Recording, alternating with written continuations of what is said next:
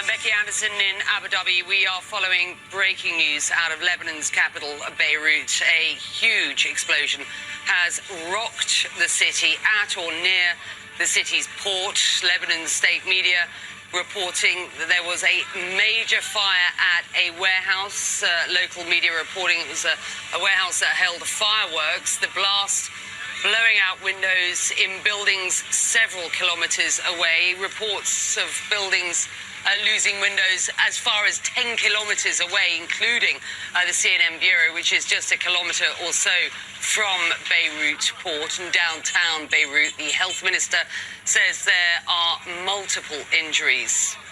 And this video just coming into CNN showing the moment of the blast. The first of these images taken from a nearby boat. What? Bro!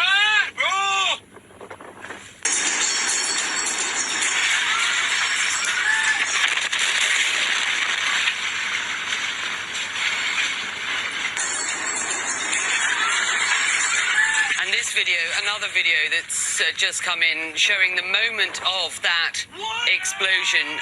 In this next video, you'll see a huge cloud of smoke and flames.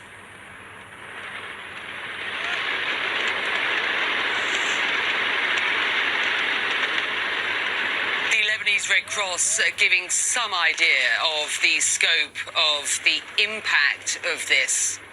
The disaster facing Beirut today, tweeting, quote, more than 30 teams are responding to the explosion. This, the Lebanese Red Cross, please make way for our ambulances.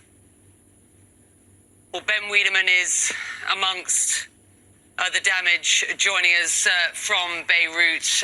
Ben, what do we understand to have happened at this point?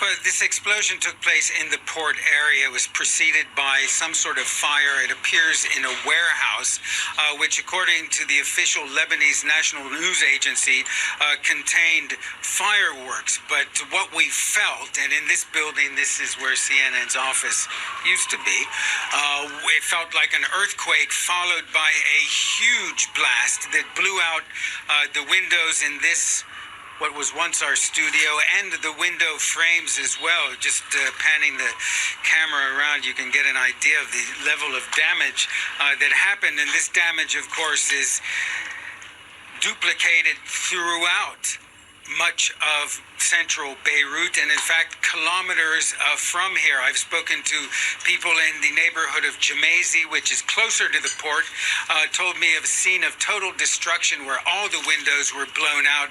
Car windows were shattered.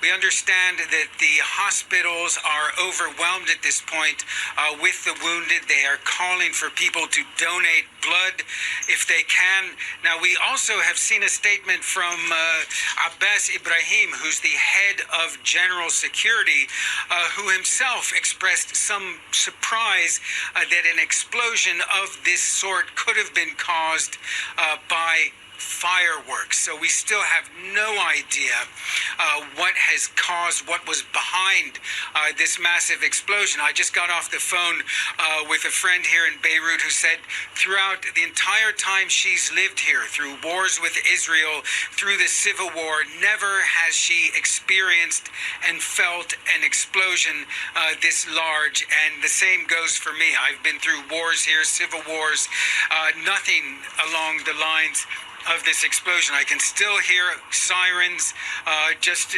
outside me in central Beirut. And so clearly there's still an effort to pick up as many of the injured as possible. There's no question there are hundreds of injured, dead. No doubt there are dead, but we don't know at this point we don't have any clear number of that. The authorities challenged in the best of times are struggling to try to come to terms with what has happened, to treat the injured and to get to the bottom of what happened this evening in Beirut. But at this point, it's a mystery. Becky? Yeah, it is entirely unclear. Lots of speculation, lots of conjecture. We will not go down that route. We will stick to the facts as we do here on CNN. It is unclear as to what happened at the port today. What we do know, though, is the result of whatever happened was a huge explosion with a cloud of smoke, which has got to be seen to be believed. People reporting that in the mountains outside of surround the city, people heard this explosion. I've seen witness reports suggesting people in Cyprus, 100 miles away, felt this explosion. I can't stand those up, but I mean, certainly those are reports. Our hearts and prayers with the people of Beirut this afternoon, this evening, as they begin to come to terms with what Ben is describing as the most remarkable explosion that you suggested, Ben, the likes of which you have never felt before. And as I sort of perhaps uneloquently suggested, you have been round the block. You know an explosion when you feel one.